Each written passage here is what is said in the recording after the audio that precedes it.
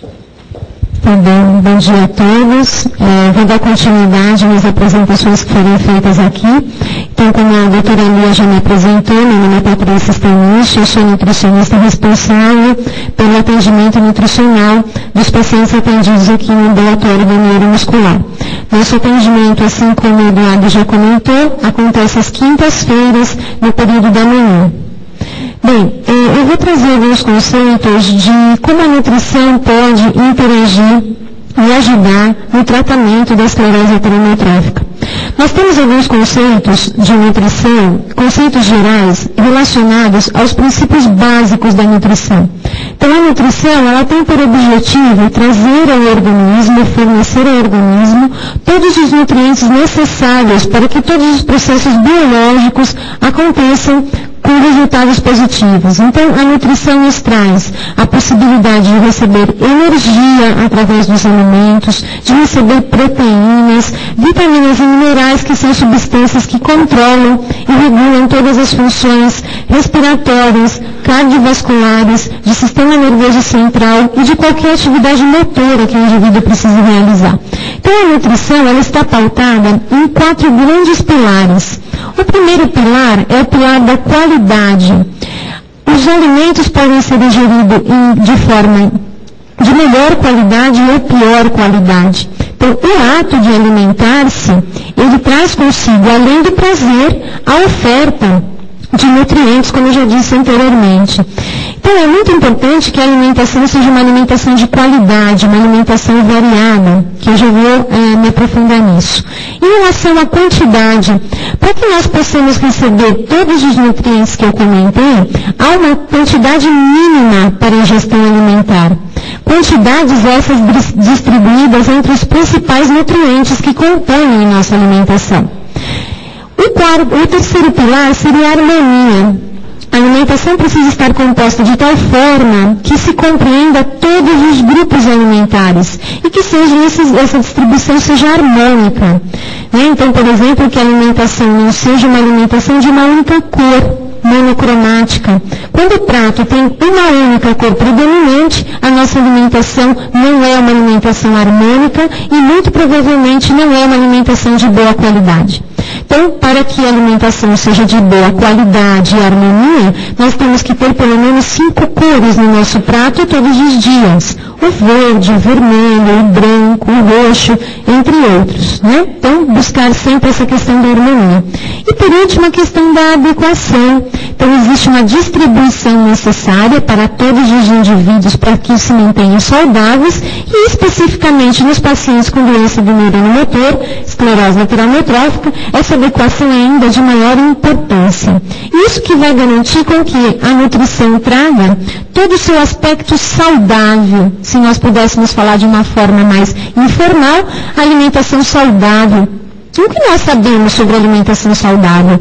A mídia traz muita informação sobre isso, Então nós sabemos que as pessoas dizem que uma alimentação saudável é aquela que tem pouco carboidrato, então as pessoas não podem comer muito pão, muito macarrão, muito bolo, muita farinha, Que os indivíduos devem aumentar a ingestão de fibras, então fibra hoje muito em alta, busca de produtos integrais, alimentos que têm função no nosso organismo, como antioxidantes, inibidores da produção de radicais livres, uma alimentação rica em verduras, legumes e frutas. Muitos indivíduos acabam fazendo da alimentação um grande misto de frutas, verduras e legumes, em detrimento da ingestão da proteína, tão importante para a construção do nosso organismo. Depois, dietas ricas em proteína vegetal. Hoje em dia não é incomum que os indivíduos tirem da alimentação a proteína animal e passem a ingerir somente proteína de origem vegetal. Só que a proteína de origem vegetal não é composta por todos os aminoácidos que são necessários em nossa nutrição, especificamente na doença do neurônio motor, aminoácidos que vão ajudar a manutenção da massa muscular e com isso melhorar a sobrevida dos pacientes. Depois nós sabemos que os indivíduos buscam dieta pobre em proteína animal, especificamente a carne bovina, cada vez menos a ingestão de carne bovina. Dietas pobres em gordura, e eu diria que este é o quente do momento. Não se pode mais ingerir gorduras. nem saturada, nem poliinsaturada, nem transsaturada. Então há uma grande preocupação em alimentos light, em alimentos totalmente sem gordura, né? Buscamos dietas ricas em alimentos orgânicos, né? Alimentos que não têm aí um acréscimo de agrotóxicos, que são cultivados com maiores cuidados. Buscamos uma alimentação pobre em alimentos industrializados, pobre em sal, pobre em sódio, né? Então, uma grande preocupação com a hipertensão. E, por último, alimentos funcionais.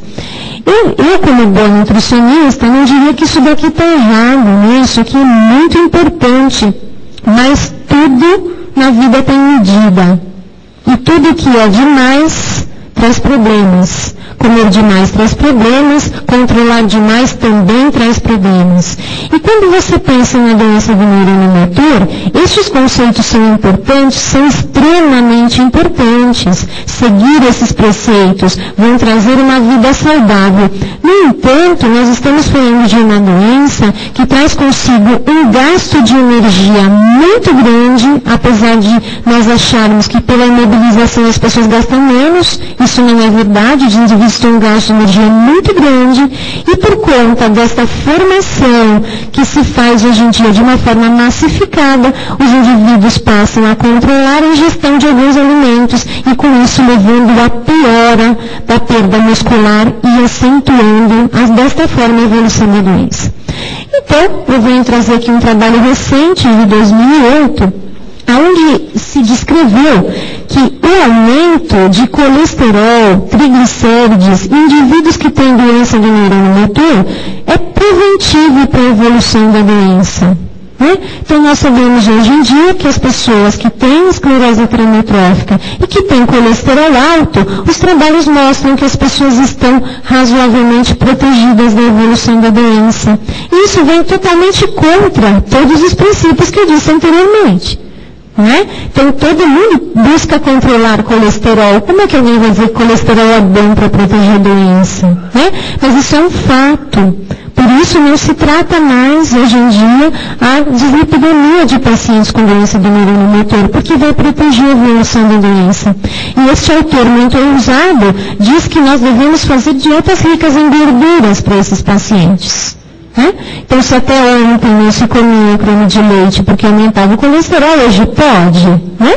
Então, aí fica bom, né? Assim fica gostoso. Então, alguns conceitos precisam ser modificados, né? Ainda continuando, a questão da ingestão alimentar está muito relacionada ao aumento de metabolismo nesses pacientes. Né?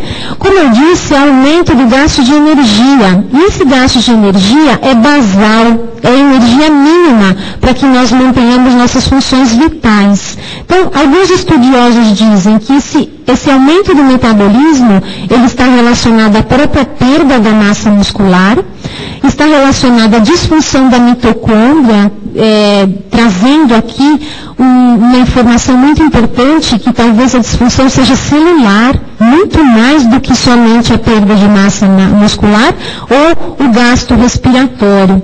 Nós achávamos que o grande gasto de energia dos pacientes com esclerose lateral-amiotrófica estava relacionado ao gasto respiratório. E esses autores vêm nos trazer algumas outras informações. E de que forma a nutrição pode ajudar? Né? Então, o indivíduo tem que buscar ter uma alimentação nutricionalmente completa, equilibrada, harmônica, que possa trazer calorias e proteínas suficientes para tentar conter a perda de massa muscular e, com isso, aumentar a quantidade de gordura corporal. Estas duas situações levam a uma compensação na distribuição corporal. O indivíduo perde massa muscular porque está inerente à doença. No entanto, se o indivíduo ganha gordura corporal, ele passa a ter a evolução da doença contínua. Isso é uma informação muito importante, uma vez que as medicações, como a doutora Elga colocou, buscam conter a evolução da doença, a nutrição pode também ajudar a conter a evolução da doença. Aqui no trabalho, falando então como é que nós vamos fazer o indivíduo ingerir todas essas calorias e proteínas, né? Então algumas pessoas gostam dos números, então o indivíduo precisa ingerir 3.000 calorias, 4 4.000 calorias, mas associado vem a dificuldade de engolir, vem a dificuldade de mastigar, de preparar o bolo, a dificuldade de sincronizar a respiração e a deglutição. Como é que o indivíduo consegue manter a ingestão, sabendo que precisa de tanta caloria se existem alguns empecilhos? Então nós temos alguns recursos, e um deles é a complementação nutricional, através de produtos industrializados que podem segurar a oferta calórica e proteica que os indivíduos não conseguem ingerir pela alimentação habitual.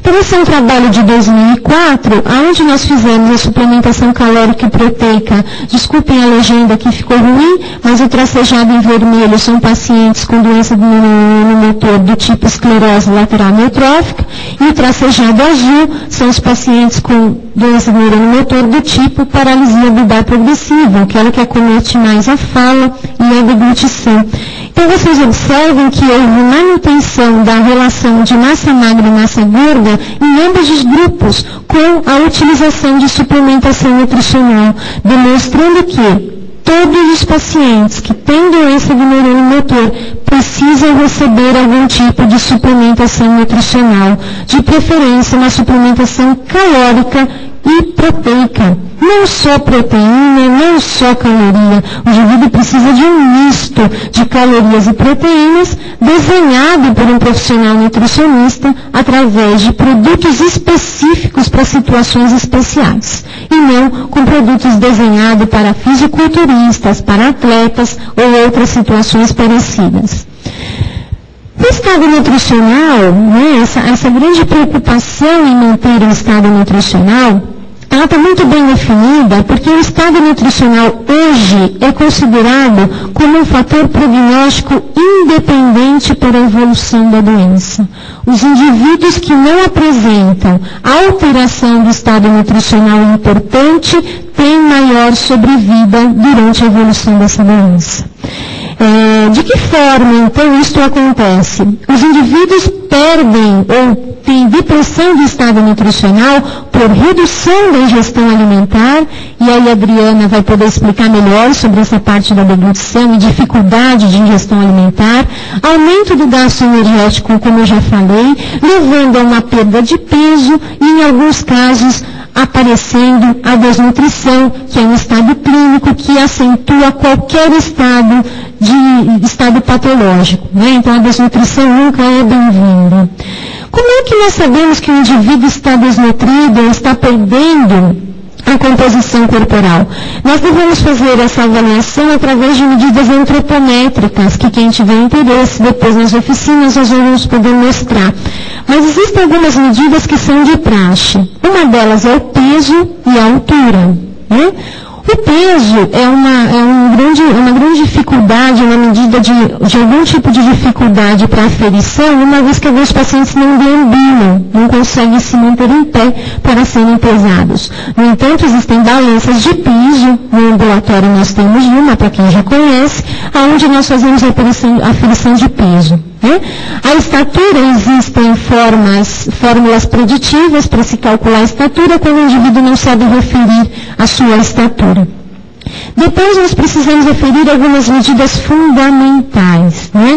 Os estudos nos falam de dobras e circunferências cutâneas. Essas dobras e circunferências cutâneas, que são medidas aferidas, principalmente de membros superiores, elas estão relatadas na literatura como preditivas de evolução da doença. Então, monitorar essas medidas antropométricas periodicamente pode nos garantir controlar também a evolução do quadro. Então, são medidas de dobra cutânea de tríceps, circunferência do braço, muscular do braço, e para os indivíduos idosos, a circunferência da panturrilha. Através dessas medidas antropométricas, nós calculamos alguns índices. O principal índice calculado é o índice de massa corporal, o IMC, que ele é calculado através de uma relação do peso dividido pelo quadrado da altura.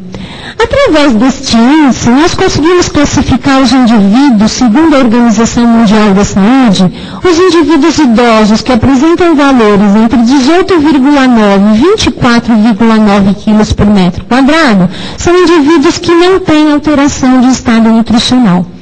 Para os indivíduos idosos, acima de 60 anos de idade, nós podemos dizer que dentro desses valores os pacientes não têm alteração de estado nutricional. Só que esta informação é muito pouco sensível para monitorar a perda de peso ou a complicação do estado nutricional. Porque a faixa de normalidade é muito grande. Então eu posso ter um paciente que chegou no ambulatório, um paciente idoso com 27 de IMC, que depois de 6 meses de tratamento apresenta 23 de IMC.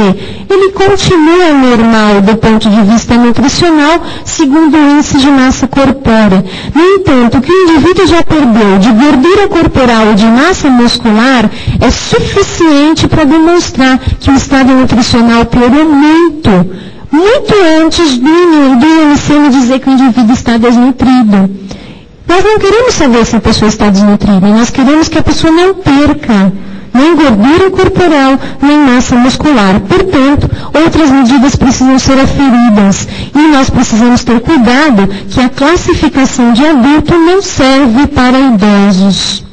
Então, observem que o indivíduo adulto, para que ele fique desnutrido, o IMC tem que chegar em 18,9. O idoso com 22 de IMC já começa a dar um grau de desnutrição. Então, cuidado com esta informação. Estudo recente de um grupo italiano nos traz a possibilidade, como a doutora Cari colocou inicialmente, de tratar as pessoas que têm esclerose lateral amiotrófica não só com remédio. E a nutrição, como já se sabia disso há muito tempo atrás, dizia que a nutrição é o teu remédio. E que isso é o que faz com que as pessoas sejam o que elas comem. Isso nós sabemos há muito tempo. Só que nós esquecemos disso, porque nós buscamos no tratamento remédios, terapias que comprovem pela farmácia, pela indústria farmacêutica, que tem resultados positivos e negativos. E eu confesso que desconheço malefícios da alimentação quando ela é feita de uma forma regular e controlada. Então, nós sabemos que redução do peso corporal, quando o indivíduo descobre a doença, se o indivíduo apresenta perda de 5% do peso corporal, há um risco aumentando de óbito em 30%. Se